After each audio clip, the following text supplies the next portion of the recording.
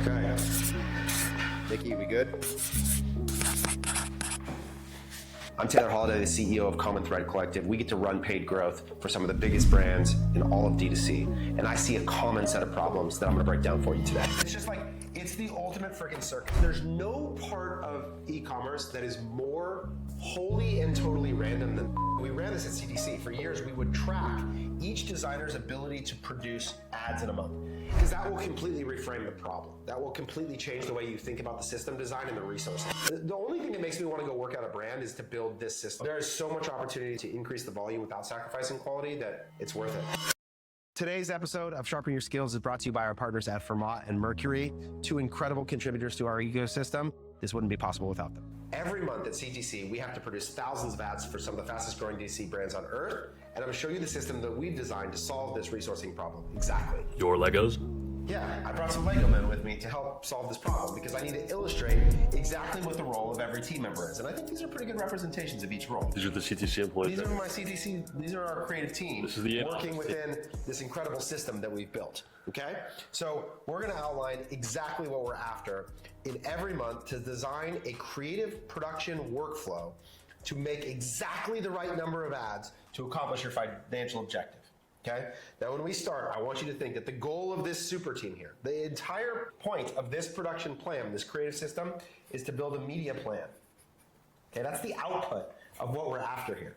Okay? A media plan tells me exactly which channels I'm gonna be spending in, how many campaigns I need, how much I'm gonna spend, and what the efficiency is gonna be. That's the goal. And to do that, we have to have an underpinning of a creative production workflow to accomplish that objective. Okay?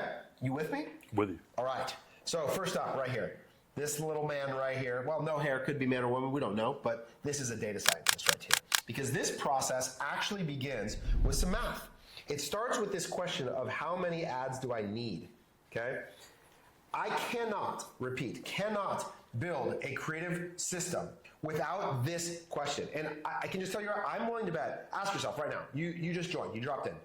Do any of you know how many ads specifically you need to make next month to achieve your budget? No? Okay, cool, follow me. How many ads is a really important question. And the good news is that our data scientist friend can actually help us to design it because it's just a question of math, right? Or at least we can get a really good estimation that guides our production planning. And the thing about ads, if you followed my Outliers series, is that we can plot the performance of ads over time. So if this was a plot of ads launched over time and the y-axis is spend, you'll see that most ads fail. A very few amount of ads produce a disproportionate result. But this also shows up in what is called a right skewed lag normal distribution. So where it looks like this, where if this is the number of ads, we could sort of invert this view, right? This is the number of ads, and this is how much spend they get. Right, you see that the vast majority of ads get very little spend, and then there's a very long tail. This is what's called right skewed, right? Very long tail of a small number of ads that get a lot of spend. This is what you've seen in some accounts. This is what you see in every brand on earth. Every brand. And so anybody who tells you that they think that they can predict these individual dots right here, they know which ads are going to produce these outliers, is lying. They don't know how to do that. It's not possible. And every brand on earth, advertising is the hits business. It is a small number of ads producing a disproportionate amount of results. But what this data allows you to do is that you can actually model then how many ads you would need to produce a certain number of spend. So the next key here is that after we model this, what we need is a financial plan. So at CTC, I'm going to link to a video right now where we talk about forecasting and financial planning. We go into this deep, exactly how we do it. But what a financial plan gives me is a monthly media budget, right? So I know exactly how much spend I need in order to accomplish my objective, right? Again, my data scientist is very helpful here. And then, very simply, I can take the budget that I need to spend divided by the calculation that I get out of the modeling of the relationship between number of ads and spend to get spend per ad to equal the number of ads that I need to spend that money. Right? Mm-hmm. Now, what that's going to produce for you is a really important thing for thinking about both resourcing on a full-time basis versus flex, as well as the job to be done in any given period of time. So let's imagine that we have a whole year's worth of models. And for many brands, there's a high seasonality. So this is like kind of, I'm going to give you an example of what like Bamboo Earth, my skincare brand, looks like. over a period of time. 1, 2, 3, 4, 5, 6, 7, 8, 9. I'm feeding over to my other section here, whatever, 11, 12. You get the idea, okay? And this is the number of ads we need in each month. This is January, this is December, okay? So what do you notice about the graph, Mickey? It's not consistent. It's not the same, right? Creative production is not a full-time employee business. I just want to state this up front. This is a variable task. If you have the same number of people accomplishing production in December and January, you are overstaffed 80% of the year, or vice versa, you are understaffed and you're going to kill people a few times a year. So what you want to think about is that the resourcing model here is that you want full-time employees that can accomplish the lowest common denominator, right? So if the minimum expectation, the bottom is like, let's say this is 205 ads, okay? I want to make sure I have full-time staffing to that lowest common denominator. Now, maybe you could go up a little higher so that the overage isn't too bad. And maybe you're like, oh, it's up to 260 ads is my full-time capacity, that every month I need to be able to make at least 260 ads, and I need a full-time resource all the time to accomplish that task. But then the delta between that full-time staffing and the variable in different months, this is what's called flex resourcing. And e-commerce, I'm just going to tell you right now to the camera, it is a flex resourcing business. It is highly seasonal, where the amount of work to be done is not the same every month, and you have to build resourcing that allows you to flex into those periods if you want to accomplish this objective. Instead, what I see is that most of the time, teams are understaffed for the biggest moments, that they underproduce relative to the opportunity, and that's part of what's driving the lack of efficacy into the biggest, most important parts of their year, or they're overstaffed all year round. One of the two, because this is a flex staffing model. So you can think about this. Understanding the number of ads every month allows us to set up the resourcing for the job to be done, which is like the most important part of this process, is that we can't build a creative operating system until we understand the actual amount of work to be done. You're saying that they're understaffed year-round in cases, seasonally in cases? It's one or the other. How about overstaffed? So oftentimes we see the same thing, which is that they staff to make January work, or February, or November and December work, and then they don't ever staff down into April. And so the reality is, like, work is a gas. It fills the space that you give it. If you have a full-time designer, they will do however much work you ask them to do, independent of their actual capacity. And I'll tell you, we ran this at CTC. For years, we would track each designer's ability to produce ads in a month. And one, I'll tell you, there is a very disparate number. Some designers can produce 4 times the amount of volume as others. It's just the reality, while holding like quality constant. Okay, and so one, you need to understand what a person's actual capacity is, and then what I'll just tell you is that if one month you ask them to make 400 and the next you make them make 200, they will fill the full time with the 200. It's just what will happen. So understanding this capacity problem is really important to ensuring that you can flex your OPEX up and down relative to the actual revenue you're going to be generating. So, okay. We use this system to define how many ads that we need, but then we actually have to bring in our friend, the media buyer. My media buyer is going to be my blockhead here. Love media buyers, but that's just the character. Because the reality is, if I'm going, let's say we're sitting here in the beginning of February, and I'm going from January to February, and I had 500 ads that I needed here, and I only need 305, maybe let's just say in February. Well, the reality is I'm not starting at 0, right? I have some amount of ads that are working. We call this the previous concepts, right? How many ads are coming with me from one month to the next, right? That's my starting point. I've got 105 ads live at the beginning of the month.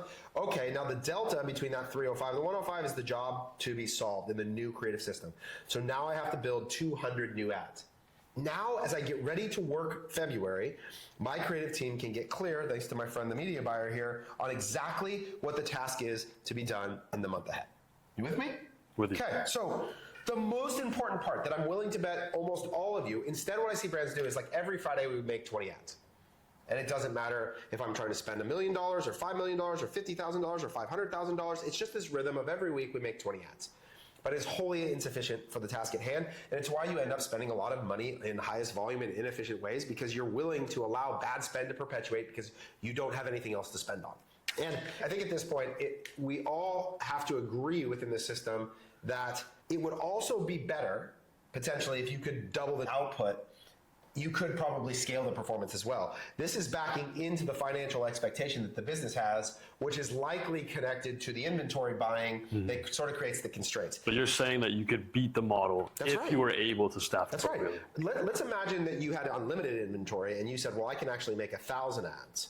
Well, you could actually scale the volume of effective, efficient media dollars consistent. It may not be perfectly linear where double the ads equals double the money. Sure. That's not what this would tell us. But what it does mean is that you can create scale. And the relationship between the value per ad that you generate, so think of that as spend times return, right? The value per ad over the cost per ad, right, is the expected value of creative work, the EV of creative. And if you can make that positive, then in theory you could just keep making ads endlessly. It's not 1-to-1, but it's not 0. Right, but usually the constraint is related to the financial plan, which is connected to some portion of inventory, etc. Which really is a nice setup for part 2 of our system. Rising CAC, tariffs, inflation. Being profitable in e-commerce is hard. That's why managing your finances shouldn't be. Our partner Mercury helps you combine banking, credit, and working capital into one seamless, easy to manage financial system. You get banking with no hidden fees. So important. You get 1.5% cash back on all credit purchases, and you get predictable payback on all of your working capital loans. In addition, you're going to get a beautiful, easy to manage cash in, cash out dashboard to track all of your financial health in one location. And if you sign up now, you're going to be eligible for 2 different rewards. $250 when you deposit $5,000 into your bank in the first 90 days, and another $250 when you spend $5,000 on your credit card in the first 90 days. That's $500 in rewards within 90 days of joining Mercury. Join over 200,000 business owners who trust Mercury to manage their finances. And of course, tell them Taylor sent you. So the next question that we have to ask in this creative system is, what are we going to sell? What am I selling?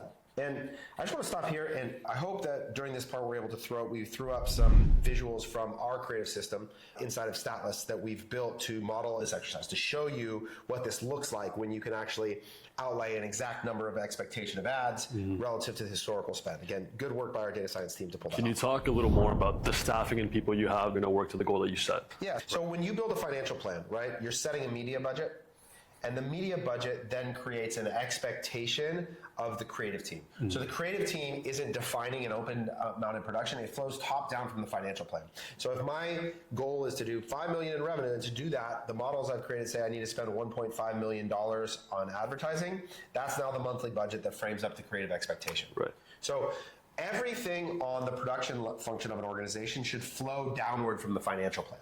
So now, let's say we've gone through this exercise. We've modeled February. We know how many ads we're taking with us from the previous month, and we know the gap to get. So we have 200 ads to make. Right? So we're still at this point, we're like 200 ads. Okay, well, the next question I need to answer is this question of what am I selling? And this is where I'm going to bring over my friend, the growth strategist. Okay, so creative production workflows actually involve all team members. And inside of your organization, this might be somebody who does demand planning. This might be a head of growth. This might be all sorts of different characters. At CTC, this is the growth strategist's job, is to now help define the offer. So what am I selling is really often substituted in creative by the phrase offer. Okay, now offer simply to me just means the thing the customer could buy on the other end of the ad. Sometimes that's a discount, sometimes that's a bundle, but sometimes it could just be a SKU, right? It's just what are they able to buy? And so I know I need to create an offer for 200 ads. That's the job to be done. Now, the way that we work through this is a sequence. The first thing that the growth strategist is going to consider is what are the product releases that are pre-planned for the organization, okay? So, in other words, it's the month of February. I know on February 17th, we're launching a new t-shirt. And that's like a thing that the company has planned and is going to happen, whether I make ads or not, it's going live on that. We want to support that product release. It's almost like ammunition. That's right. And this is usually built into the marketing calendar, which is part of the financial planning process at CTC. So we will have a marketing calendar that will define those moments that are coming, that are planned, that are cohesive efforts across the organization. Okay. Now, the question though there is like, it's insufficient to just say, oh, there's a product launch. There's a question that has to do with the size of this moment. And the size of this moment is related again to the inventory. How much of this product do I need to sell through paid media? This is really an important question. Well, if I have 5,000 units of this new t-shirt, and I know that I have a video where I talk about cash-based marketing, which is this idea that we want to sequence through the sales of those 5,000 units in the highest margin way possible, right? So if I'm thinking about the highest margin way to sell 5,000 units, what's the highest margin thing I can do? You said the lowest cost control you can. Well, even before paid media. Because if my CAC was $0, that'd be the highest margin way, right? How do I get... Oh, you sell it through your owned audiences first. Boom. Email, SMS. Exactly. So the first place I'm going to try and move the new product is through at full price to my existing customers through email. Right. Okay, so that might take me down to, all right, I think I'm going to sell 20, I'm going to sell half of them in that process. Cool. All right, well then the next thing I'm going to do is I'm going to try and sell them at full price to new customers at 0 CAC. I'm going to post it on my organic social. I'm going to have, you know, like whatever, I have some audience, I'm going to post about it. Okay, I'm going to sell another 500 that way. Okay, so now I have 2,000 units. Okay, so the next thing I'm now going to do is sell them through paid media at the lowest CAC possible. Right. Okay? Is what you're saying too then that some people look at this and they assume without considering what the owned audiences are? Right. They don't actually think about the job to be done. How many units do I need to sell, which is going to relate to how many ads do I want? Because again, we have this really powerful formula, right? Which is that I have an estimation of how much spend I can get per ad. That spend times the efficiency is going to give me how many units. Like there's an answer to how many ads I need to make to sell a certain number of units. Right. And again, are you going to be right? The key with models, and I'll just say this over and over again anytime I talk about models, is models are never right. They help you to understand where you are importantly wrong so that when you start, you have a baseline expectation. Maybe you hedge that expectation by 20%. But the point is, if I know I need to sell 2,000 t-shirts, right? And I know that I get an average of 400, let's just pretend this number is, I get $500 spend per ad. Let's say that's my number, okay? And my spend, I am targeting a $50 CAC, okay? $50 CAC, $500 spend. That means I'm going to sell 10 units for every ad. You see how you can like back into the whole. You can back into an idea of it, right? Again, this is just being thoughtful about the estimation about the number of ads I need to make, right? And in that case, if I needed to sell 10,000 units at 10 units a piece, that's all 200 ads. Well, what's the alternative that you see now? I mean, I'm sure people are just saying, like, I'm going to make 20 ads this week. Yeah, I'm telling you, it's the most random. And there's no part of e-commerce that is more wholly and totally random than this. It's like, oh, we made like 6. But there's got to be some number that some 8-figure brand is looking to, even if it's misguided, right? No, it's just like how many can we make? It's because the resourcing follows the wrong direction, which is you have a designer, and then the answer is how many can they make this week. You build to the designer, you don't design to the number. That's right. This is the absolute fundamental problem, is that the answer is based on the availability of your present resources instead of you created the resources for the problem, right?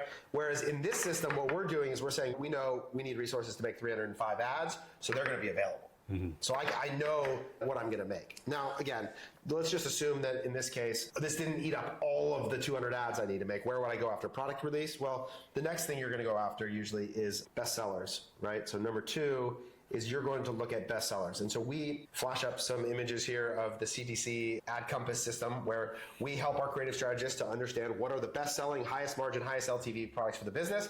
And here's the important part, that are underrepresented. We do something called a productivity analysis, right, which shows me the current spend by SKU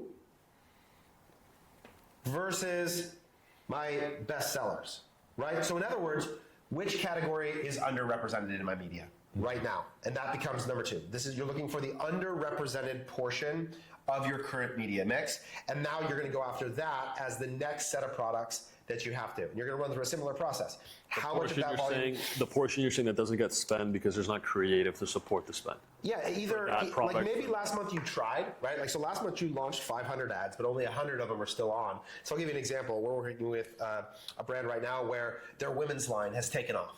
The ads we made for the women's line in the previous month worked. They absorbed more of the spend. So suddenly the men's line, which is actually where they have more inventory and it's where their higher volume is supposed to come from, is underrepresented in the ad account.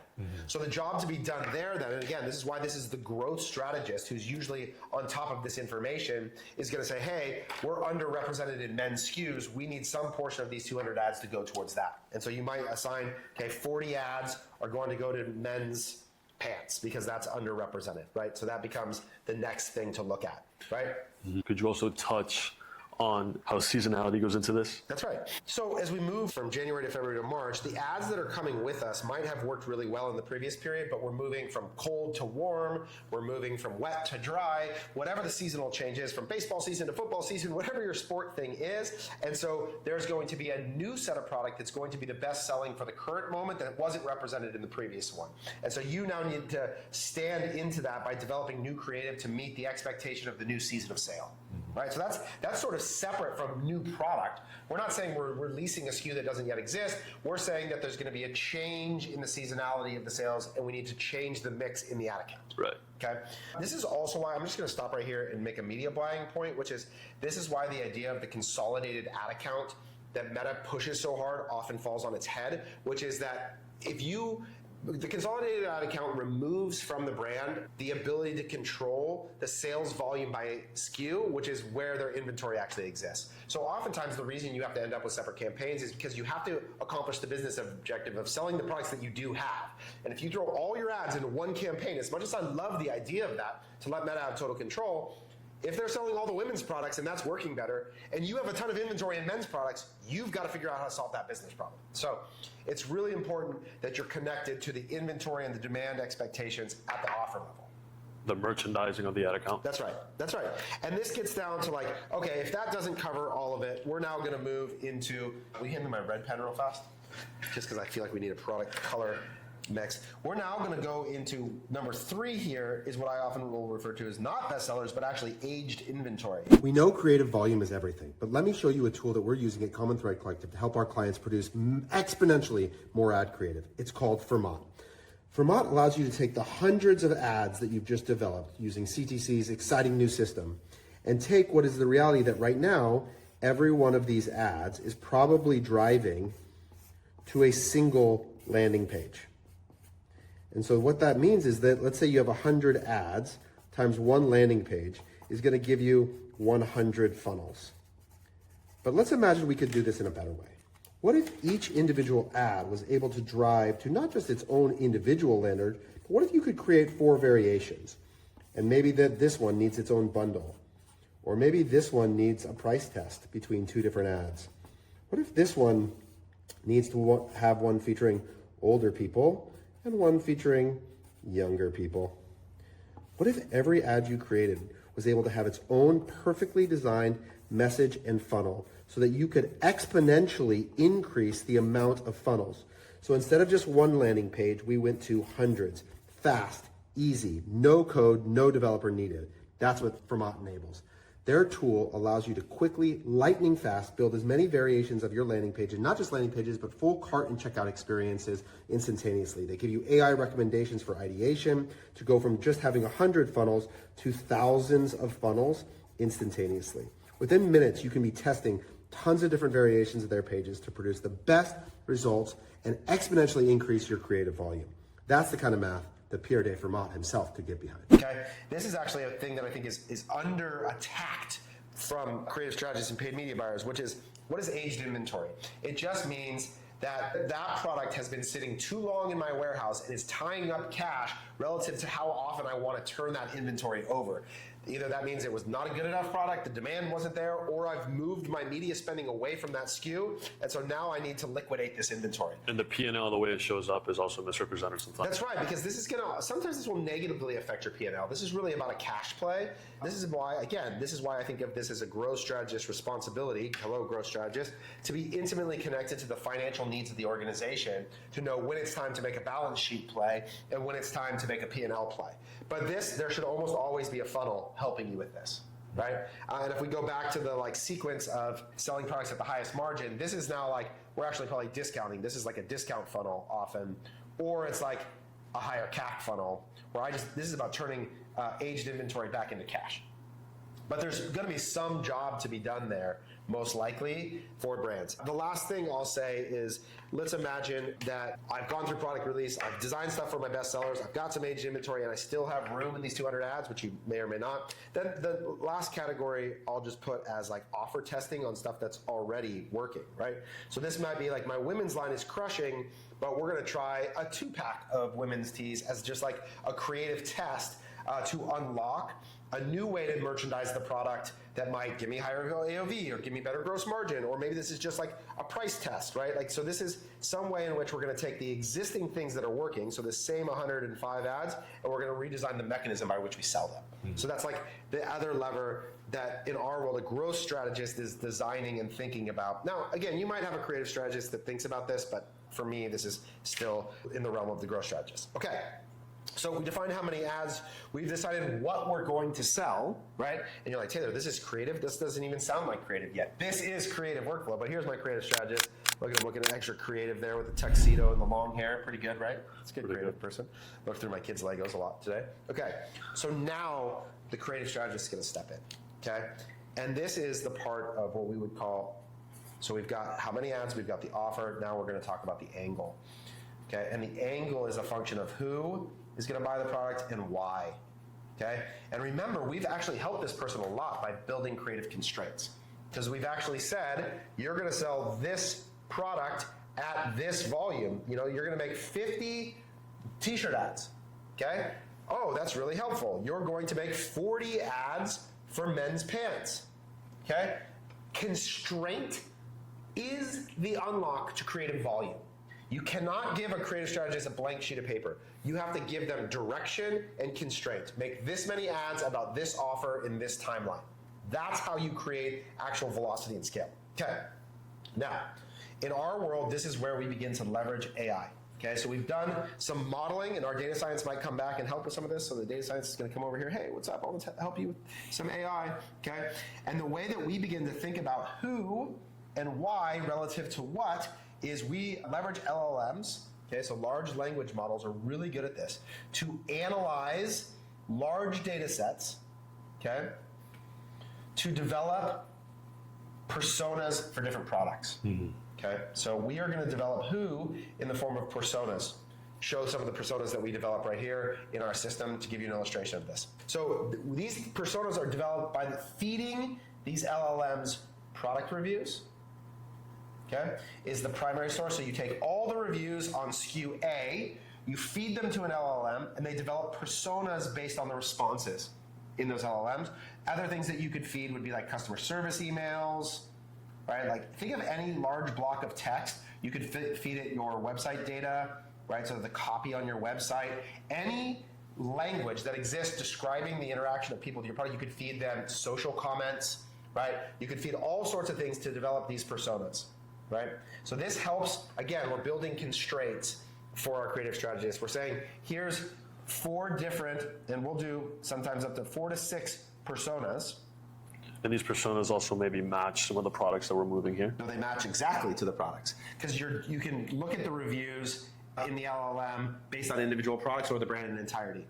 So these personas describe who it is that's buying the product.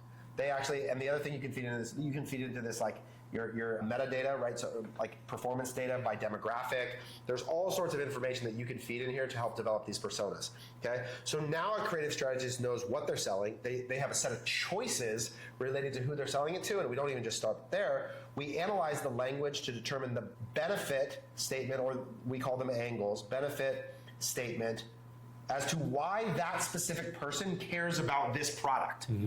So now not only do you have that, we have 30 different angles that comprise all the motivations for purchase, okay, across a set of personas, and we analyze the efficacy of each angle for each persona.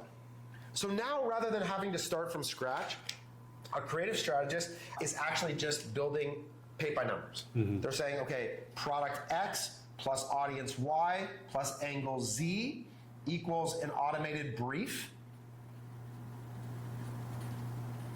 for a creative ad concept. Right now, we have a prompt that gets generated at the end of this for ChatGPT to write a brief, or you could also write a manual brief, right?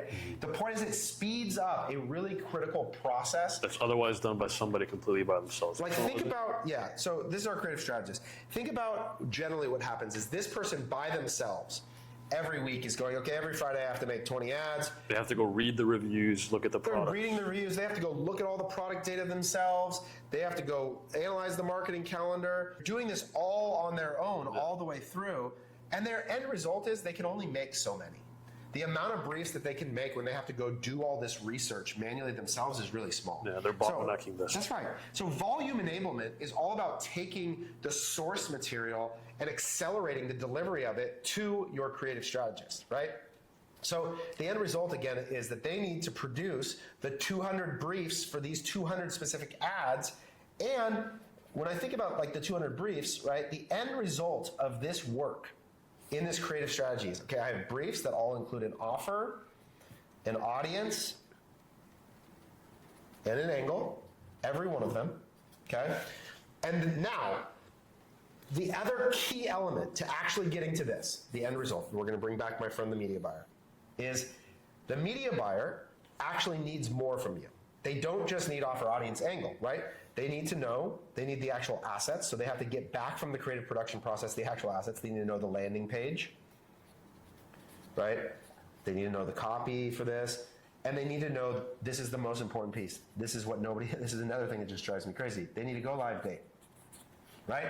So if I can create a production workflow, and in our system, a brief gets automated to a designer with different stages of approval to the customer, back to an ultimate expectation of the delivery date. Delivery dates for the assets is everything. Because remember, the amount of spend that you would expect for an ad that goes live on February 2nd is very different than an ad that goes live on February 22nd. Right. And in most cases, you need to front load this work because you're not sure how much spend you're actually going to get. You're going to be wrong about it. Because your point is that otherwise what? The ads show up later, they show up too early, or they don't show up at all? How can a media buyer promise? Okay, remember, because a media buyer is going to take this go live date, then they're going to build an expected spend on that campaign. Okay, so you tell me I've got these 5 ads. Again, let's go back to our 40 ads for men's pants. Okay, so these 40 ads are going to be broken up into one pants campaign that the media buyer is going to provide. Day, beginning of February. Yeah, like whenever. And he's asked with, okay, I have to spend my $1.5 million budget. I have 40 ads coming, but are they coming on February 2nd? Right. Are they? If they come on February 28th, that's not going to help me with my $1.5 million problem very well. And the messaging is also different for those ads. That's right. So the go live date then comes in. Then the media buyer gets it and goes, okay, I'm going to spend on those ads, like this is going to give me $1,200 a day, and it's starting on February 10th, okay?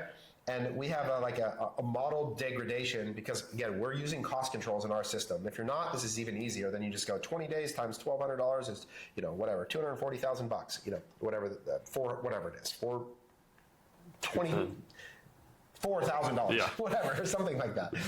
The point is that makes it easy. We have a degradation rate where we will model out the expected spend by day, and that goes into something we call the Facebook tracker, which is, you can show a quick image here. It just shows every campaign, every dollar, every day of expected spend. But more importantly, what you're beginning to build is a daily expectation of spend on which ads you have a plan. Let's say, then 2 days later, I've got 4 more new ads coming that are on my, whatever other campaign that I did. There's $400 more, there's $1,600.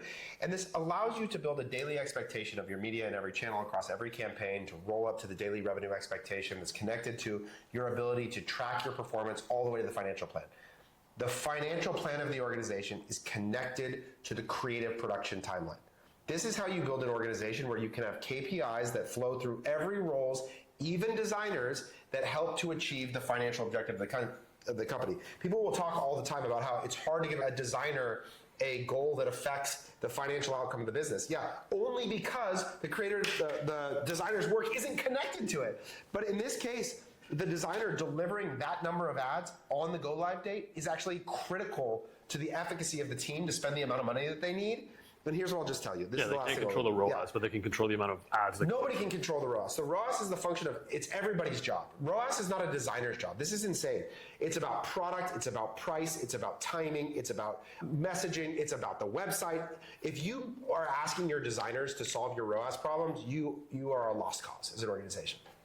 ROAS is a communal effort. Their job is to deliver the volume of ads that you need with the right messaging, with the right brand aesthetic, on time, in the formats that you need to be effective at media, right? And this collective group of people all are going to be connected to a plan that ladders back up to what your financial team built, so that you know you're delivering value to shareholders that's connected to how many ads you need to make next month. Like, that's a creative system connected to a media plan that bridges the gap between marketing, finance, creative, production, all of it. And it has to start with constraints. It's constraints around how many, it's a constraint around what that's connected to inventory, and it's a constraint about who that's connected to the overall brand ambition and the deep data-driven understanding of your customer. So often, you go into a month and you say, I have 2 designers, and therefore I will make as many ads as those 2 designers are available to do. And what I see inside of big businesses is that designer is on a ticketing system that also includes a point of sale design, an email design, all these other things, and their job is to just move through the ticket system. That will not work. That is not how you build a creative engine to grow paid media. Instead, what you need to decide is, how many things do I need to make to spend my budget based on my historical efficacy of my media? And then how do I get the resources to do that? And what I'll tell you is it's way more ads than you think it is. It's hundreds of ads every month. And so what you're gonna need to develop, what this will force you to create, is an engine for creative production that's going to include pipelines for UGC. Go back to the influencer engine scene, right? You're generating constant flow of assets from creators, from influencers, from customers, right? That feed a portion of this. Then you have your sort of brand assets that are connected to product moments. That should come out of your design department. And then you're using flex resourcing to solve this sort of evergreen ideation and problem. But you cannot have one designer whose job it is to be shared across multiple things, or one editor. This is going to be a large scale effort of many different resources, but you have to know how big the problem is to solve until you go do this data. The other thing I'll just say is go watch Outliers of mine. This research is very easy to do. Go pull export out of your Meta ad account, every ad you've ever run, and spend and plot it over time. And you don't have to believe me. ChatGPT will do it for you. ChatGPT will do this for you. And go look at the distribution. This is a hits business. Most of your ads fail. A great hit rate, we define a hit rate as an ad that spends 1 standard deviation above the mean, okay? That means that if your average spend per ad is $2,000, if it spends, depending on the distribution, $5,000, that would be a hit. The average hit rate is like 4%. 4% spend 1 standard deviation above the mean, and the mean is usually low. I'm just telling you, you need way more ads than you realize, and everything Meta is pushing right now about Andromeda and what they're saying and what they're trying to do with AI is to introduce like millions of variables by instantaneously creating variations around headline and sound and format and texture and background and font and copy so that you can create innumerable variables. Because the way that you win a game, it's just, if I told you that to hit 00 on the roulette wheel, you could have 1 spin or you could have 37 spins, right? I just promise you, you would like your chances to achieve it if you spun it 37 times, a lot more than you did 1. We are playing ad roulette with Meta. And your job is to be thoughtful about it. And I'm not saying that you can't have a standard of quality, but if you want to reach better outcomes more often, you need more creative. And this will at least give you a starting point to understand how far away from that present system you are. And then to leverage really amazing tools like what we've built with Compass to go help you to build the constraints, to define the audiences, to define the angles that'll work, and then to leverage visuals to go after it and make it happen.